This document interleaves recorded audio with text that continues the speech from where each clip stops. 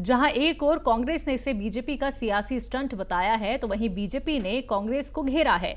इस मुद्दे पर बीजेपी के तर्जुमान गोपाल कृष्ण अग्रवाल से बातचीत की हमारे नुमाइंदे मोहित शुक्ला ने। तो क्या कुछ कहा उन्होंने, आइए आपको सुनवाते हैं।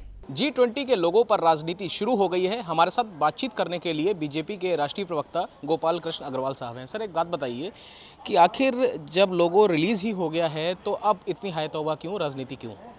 देखिए, कांग्रेस की जिस तरह की राजनीति चल रही है, वह हर चीज़ जो कि देश के स्वाभिमान के लिए महत्वपूर्ण है, उसको डिनाउंस करना, उसको अंडर प्ले करना और उसके प्रति कोई ना कोई क्रिटिकल एस्पेक्ट उसको खड़ा करके देश की छवि को खराब करने का उनका उद्देश्य रहता है।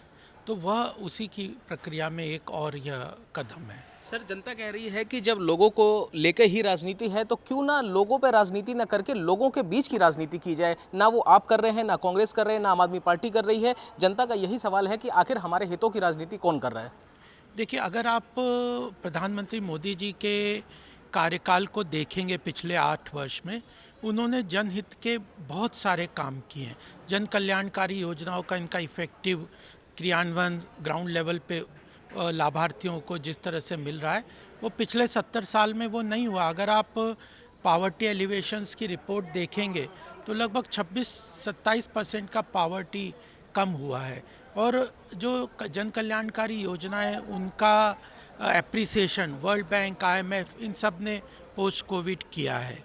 तो इस क्षेत्र में कांग्रेस या आप, इनको तो कोई बात मिल नहीं रही और किसी न किसी उस विषय को उठा के मीडिया स्पेस ऑक्यूपाई करने का उनका यह कारण रहता है। और सबसे बड़ी बात यह है कि तुष्टीकरण का लेवल इनकी राजनीतिक पहल में इतना ज़्यादा बढ़ गया है कि हिंदू धर्म के या भारतीय संस्कृति के प्रतीक चिन्हों से भी अब इन्हें दुश्मनी हो गई है। सर, मेरा आखिरी सवाल होगा आपसे, और आखिरी सवाल के साथ मैं 2 सवाल जोड़ के एक साथ पूछूंगा। मेरा सवाल यह है कि जयराम रमेश जी ने कहा है कि 70 साल पहले जब यह प्रपोजल आया था कि कांग्रेस के झंडे को आधिकारिक तौर पर देश का झंडा घोषित कर दिया जाए, उस समय जवाहरलाल नेहरू जी ने इस प्रपोजल को मना कर दिया था। नंबर 1 मेरा सवाल ये है, इस पर आपका क्या रिएक्शन है? और दूसरा सवाल ये है कि आखिर कमल से मिलता जुलता जो लोगो है वही क्यों डिसाइड किया गया?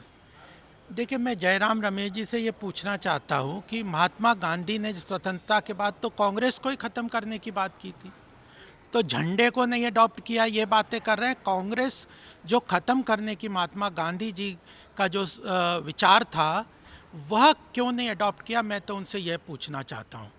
दूसरी बात महत्वपूर्ण यह है कि आज की राजनीति में, आज के विश्व पटल पर जिस तरह से भारतीय संस्कृति, धर्म और का उत्थान हो रहा है, उसमें हर प्रतीक चिन्ह को, संस्कृति के, उसको इस तरह डिनाउंस करना यह उनके लिए शोभा नहीं देता। चलिए, वक्त देने के लिए बहुत शुक्रिया। तो आप साफ तौर पर गोपाल कृष्ण अग्रवाल जी को सुन रहे थे, जिनका ये कहना है कि संस्कृति और सभ्यता के लिए जितना काम नरेंद्र मोदी सरकार ने किया है, उतना किसी ने नहीं। कैमरा पर्सन जस्सी के साथ मोहित शुक्ला, तहजीब टीवी, दिल्ली।